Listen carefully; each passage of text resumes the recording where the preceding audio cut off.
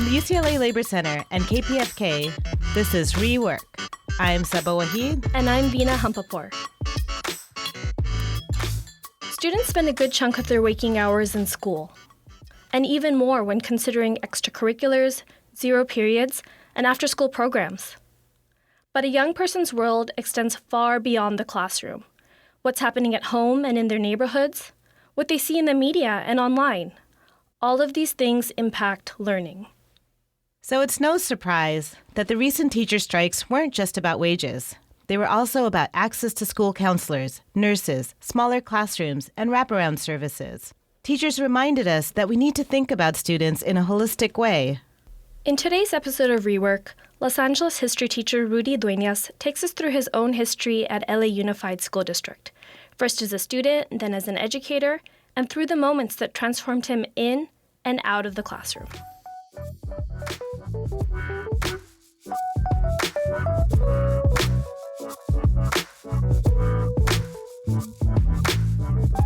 My name is Rodolfo Dueñas, but my friends call me Rudy.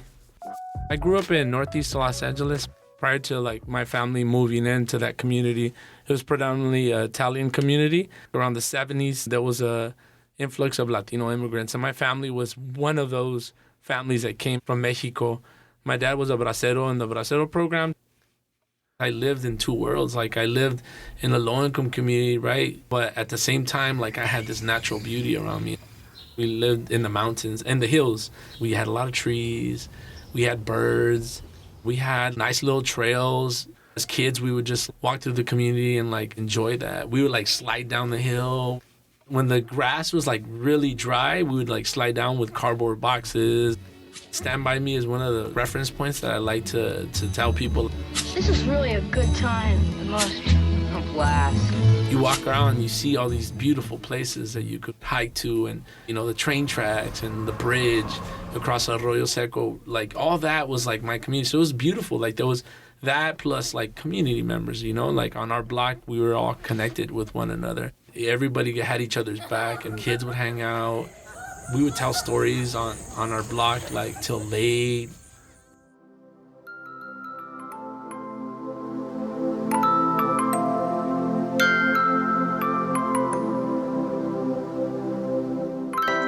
Rudy was the youngest in his family, and he idolized his eldest brother Salvador, who was 10 years older. While his middle brothers would tease him, Sal always looked out for him. My oldest brother, Sal, he was my hero. Ironically, his name was Salvador, which is savior, So he was my savior. I really looked up to him. My brother would put on Johnny Chingas, which has very graphic lyrics. And there was this lowrider scene that he would always play, and we would act like we were lowriders. That was one role he played, this really funny guy that I kind of would laugh with and look up to in that way. And then I always felt like he was always protecting me because I was the littlest one. This one time, we were playing in the yard, and my brother threw something really dangerous at me. I forgot what it was. And then my brother came home with my parents, and I'm like, could you believe it? Vale hit me with whatever. And he's like, what? And he's like, get over here. And he chased him. He's like, don't ever hurt your little brother, man. What's wrong with you guys? And he would check them, and, they would fall in line. And those are the memories, him, really protecting us. Rudy was born in the U.S., but Sal was 10 years old when he moved to Los Angeles. And by the time he was 12, Sal was in a gang. In the 80s, there was a lot of gang violence. That's what was always being talked about was, you live where? In Cypress Park, Highland Park? Oh, watch out. There's a lot of gangs there. If you were a gang member, you got a lot of respect. You got a lot of attention, whether other males respected you as a male or a lot of females would want to hook up with the cholos. You were kind of a superstar in your community. And so I think my brother fell into that trap of over-sensationalized gang life. There was goods and bads, and so it's not just all negative. Culturally, there's a long legacy of gang history in the United States, in particular in Los Angeles. My brother's gang goes back to the 1940s.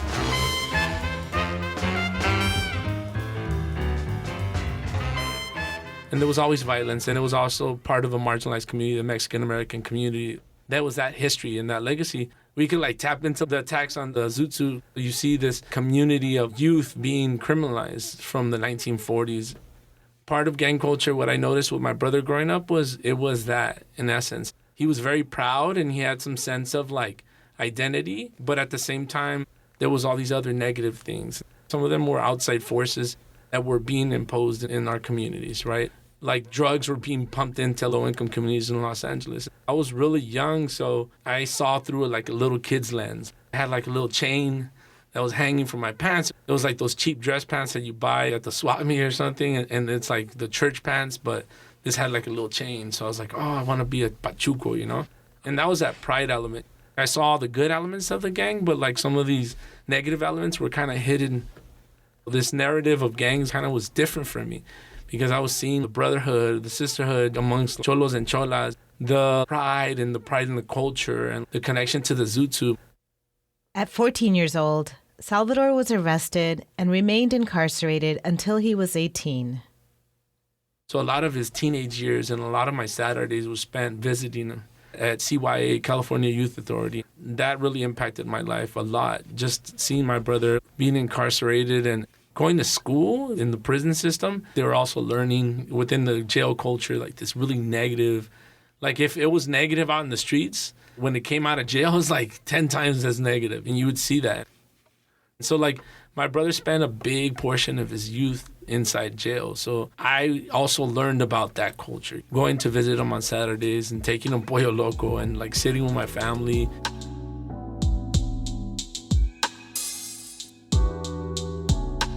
When my brother was released out of prison, my family was like, you know what, you got to straighten your act. And he was trying real hard to adjust to society.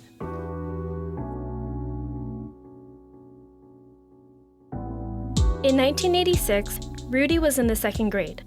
One fateful Sunday, his family was all together watching the Super Bowl. We're watching the Chicago Bears. He's there, and it's a big gain for the Bears to the 25-yard line. They were winning, and I was happy because my brother was with us, but then he took off that day. And later on that night, he was down the street with his friends, and we're talking, and a car passes by and starts shooting. My brother was shot in the head, and he ended up at USC County Medical, and he was put on a machine, and so my family had to make that decision, like, are we going to keep him alive? Pretty much there was no way of saving my brother. Rudy was traumatized by Salvador's death.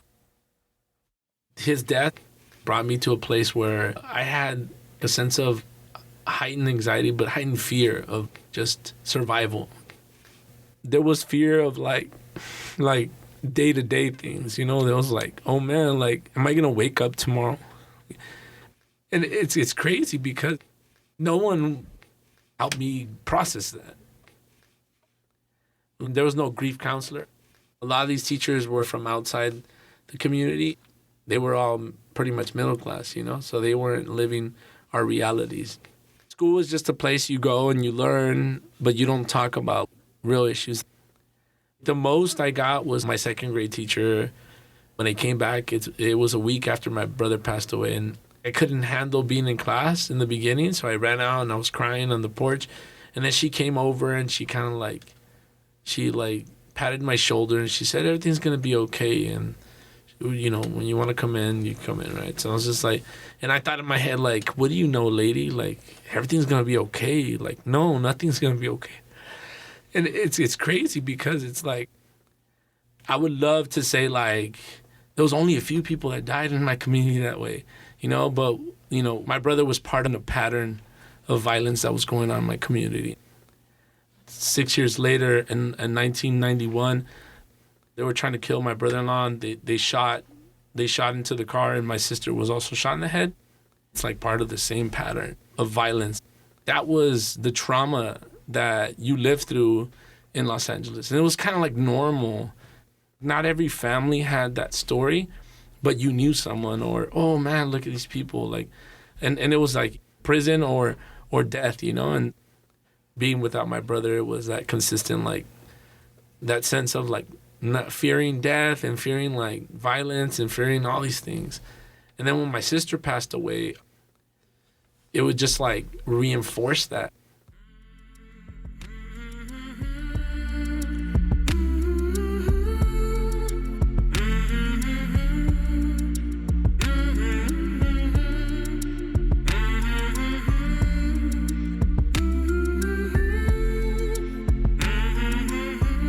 their early days pretending to lowride, Sal had inspired Rudy's love for acting.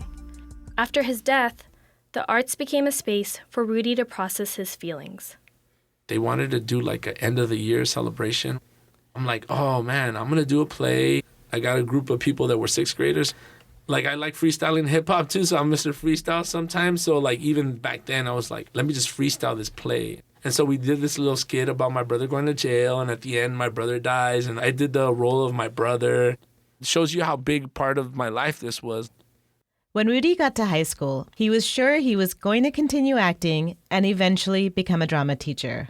But then he found another passion. I had a lot of mentors, well, femtors, right? I want to say femtors because one of the most important people in all my schooling was Miss Litwin. She's the first teacher to tell the class, I'm going to teach you some stuff about your community, but someone else should be teaching you this. It should be someone from your community teaching you about your community, but we don't have that, so I'm going to teach you this stuff. And I was just like, wow, like it was really cool. Listening to her lectures and listening to what she was talking about made me think, one, maybe I want to do history as a major, but also like I took on that challenge that she kind of put forth. Like I want to be that person that she's talking about, like that person that comes back to their community and like teaches about their community issues. And so she was one of the first people to really say that publicly. And I really appreciated that. I was part of a program called Humanitas, which she was part of. And we would talk about issues and we would connect what we're reading, like the Scarlet Letter, to like, feminism. You were seen as like an intellectual and you were seen as someone that had an opinion. They would ask you questions. Second semester, they pulled me out. I don't know why. The other classroom that they transferred me to, it was like bookwork. It was very traditional, very top down. The teacher just looked frightened. She was afraid of the students. The kids rebelled against that. There was no sense of connection. That contrast, it really impacted me. I was like, whoa, man. So I saw two different worlds. It kind of stuck in my brain beyond that classroom. It was really formative on my thinking about education. During a museum field trip, Rudy realized this two-tiered system extended across the school district. Those kids from all over LA, I thought they were from like Orange County. I'm like, they're not from LA. They don't sound like me. They don't look like me. I realized being affluent and being from those communities, you were so sure about what you were saying. Like, you had no doubt. And in my community, it was like, you doubted. And always like, if somebody tells you something, you kind of like, oh, maybe I'm wrong. I was just like, oh, dang, this is LA. This is how different schools are different. Like, you just have different type of people.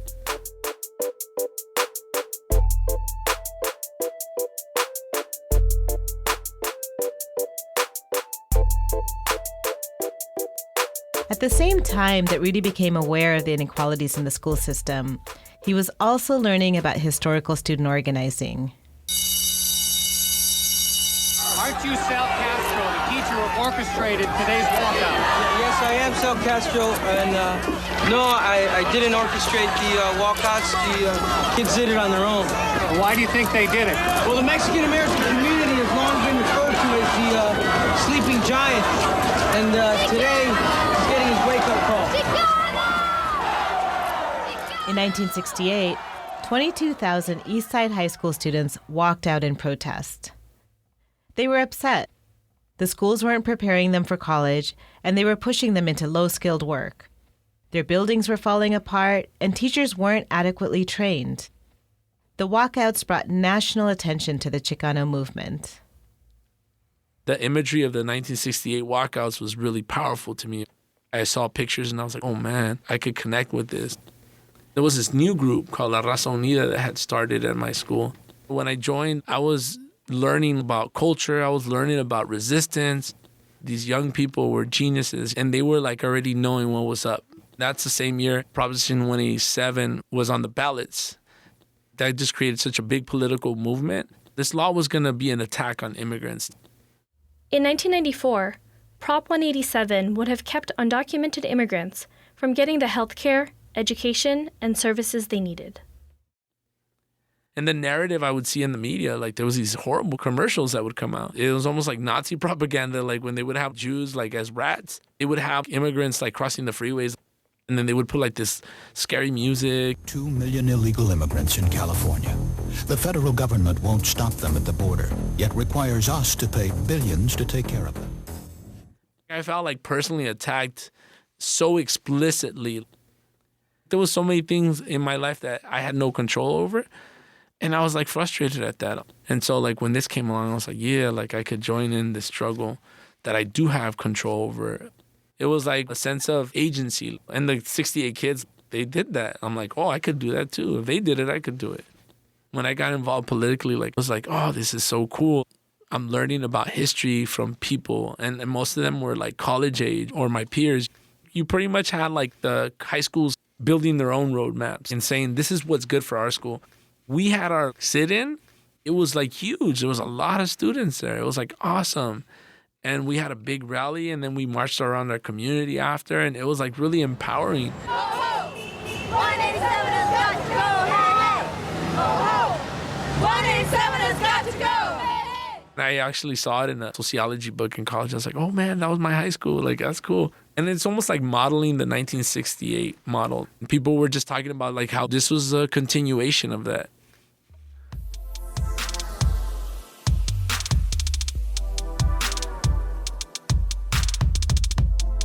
Rudy's high school experience cemented his path to becoming a history teacher.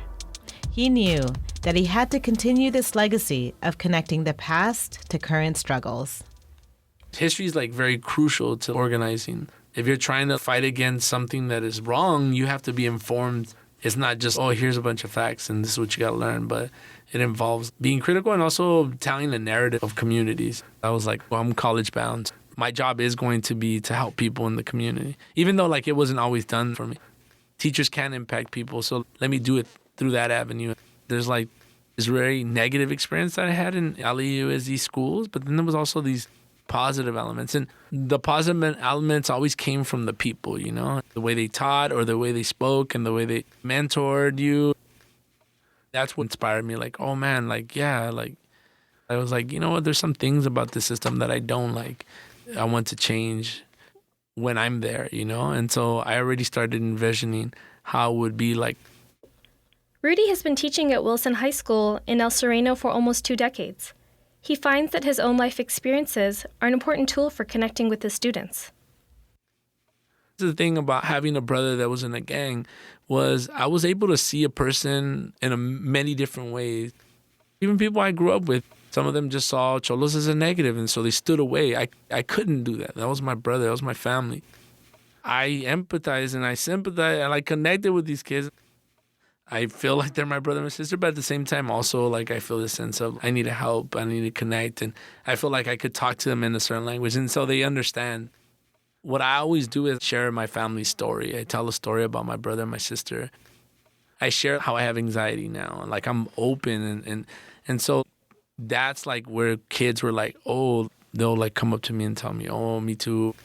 I've had students tell me, oh, my parent was deported, or my father passed away because of cancer, or like death, incarceration, immigration issues. I tell them like, dude, I feel you 100%, like, because I've been through that. And then I'm like, oh my God, like, you know, like, thank you. Like, I'm learning from you. I feel like sometimes not enough people talk to them on that human level. And so I wanted to make sure that I was that person that would at least try to like engage in those conversations and tell them like, this is a safe space for you. We all do things that maybe we shouldn't do, but like, let's have a discussion, and hopefully that discussion will lead to some positive things. We don't have that space in schools where we could talk about these things and flesh these things out and, you know, build these relationships.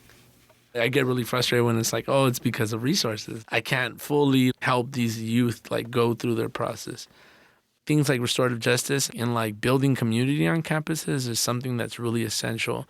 Our schools need to have more people to like really help youth out that are struggling with a lot of things. And so I think that's really front and center for me.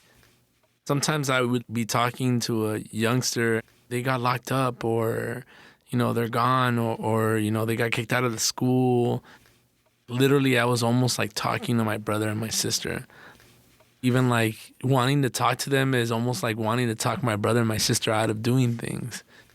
Some of these youngsters never hear a teacher talk to them in a certain way, and they're like, whoa, wait a minute, like, I'm not used to this.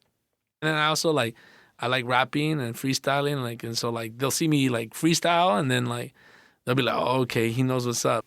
Since I know what's up, like, let's talk for real. Can you freestyle about education? Nah. Oh, come on. Nah. I was doing a freestyle. It's on someone's Instagram somewhere. The day of one of the strikes. I don't even have a beat, but I could do it a cappella. It's okay.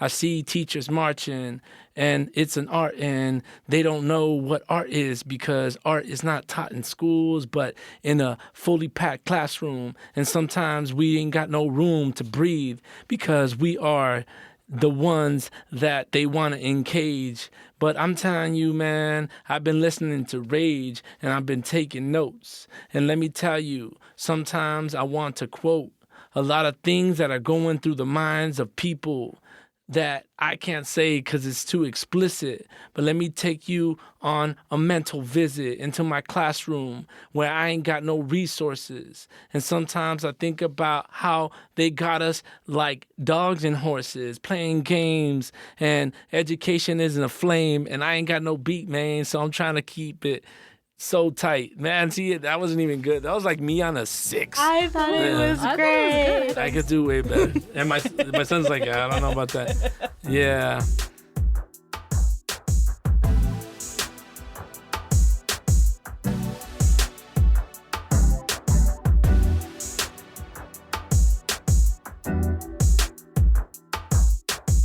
In 2019, over 30,000 public school teachers went on strike in Los Angeles. For the first time in nearly 30 years.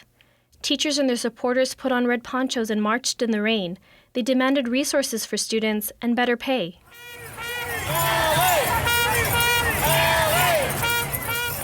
One unique aspect of LA Unified is that most educators come from communities of color, just like their students. This made the strike personal to teachers like Rudy. Education has been a roller coaster for me. I've had my really low moments and really like great moments, but always those great moments in education involved like community. Participating in the strike was just like a given. It was just because of my background and just fighting for social justice and just fighting for issues and understanding the issues that were at hand. Like, we were just fed up as educators because of all these conditions that were being put in front of us. I think that the students know that they're not getting the top grade education, and enhancing and improving the conditions in our schools will give them that sense of, well, somebody actually cares about us. When I saw them look at us outside and some of them joined us, they knew, they're like, wow, that's the heart. And that's what we want for our school. They saw the heart out there marching and hitting the drums and being in the rain. The mighty, mighty people fighting for justice, fighting for justice, and for education. Rudy understands how trauma, healing, and community building span across generations. He learned from the stories that came before him and now recognizes his role in connecting with the next generation of youth that face new and renewed struggles in the fight for justice. I hope that they take away this idea, when things get rough, you don't just give up, you actually have to fight for things. And it takes a lot of work, but if your fight is righteous, you got to vocalize. You can't just be quiet about it. You got to speak out. And I think they saw us do that. And that's how we learn. We learn from other people's actions. I learned from the 68 walkouts, and so I think they'll take that with them, And it is for adults to lead, but to include the youth with us and then give them the agency to be able to then eventually lead themselves. There's like so many people at Wilson High School that have been part of my family and have really like helped me and like held my hand throughout this educational process They're close to my heart. And I think that's one thing that the strike, like when we're talking about these issues, it's about building communities. And you saw communities come out together. All these teachers that are finally feeling that sense of agency, and they're like coming out and they're striking. And so like, but remember, community is crucial. And like, nobody could defeat a community that's united. And we can't forget that. Like, we got to keep on pushing that. If you could take anything from from the strike, I saw that beautiful unity, and we can't forget that. We gotta live like life is humanity, united in one. See, I've been living life for the fear of the gun, and sometimes the gun is not a metal one, but sometimes the gun is the pressure they put us on, and they try to keep us on a different plane. But I'm telling you, man, this mental health issue is driving me insane because we don't have the right therapists. We don't have the right people. We just have a bunch of people that think about dollar bills, and that's evil because they talk about profit and wages and talk about how we don't deserve the raises because a lot of other teachers get paid less than us in other states. But let me tell you, man, this is a crazy debate that they try to overrate, and they put it in the stories all over this nation and the state, and they try to feel all irate. But the reality is that this debate is one-sided because they got a lot of the resources so they could get their books written and you could start to be cited and talk about like it's the truth. But I'm getting lost because I ain't got a freestyle. Oh, man, see, I'm messing up. Anyways, I'm trying to get too much. Yeah, I don't know. That was all right again. That was like a 7. A little bit better. That was a 7. During the interview, Rudy's 12-year-old son Alejandro sat patiently listening. We wondered, what did he think of all of this? I think it's amazing how he's been through these things. Like, a lot of bad things are happening that they're not really being shown or told to the world. I did participate in the strike, and I think it was amazing because I saw all these teachers together united, and they were fighting for the same thing.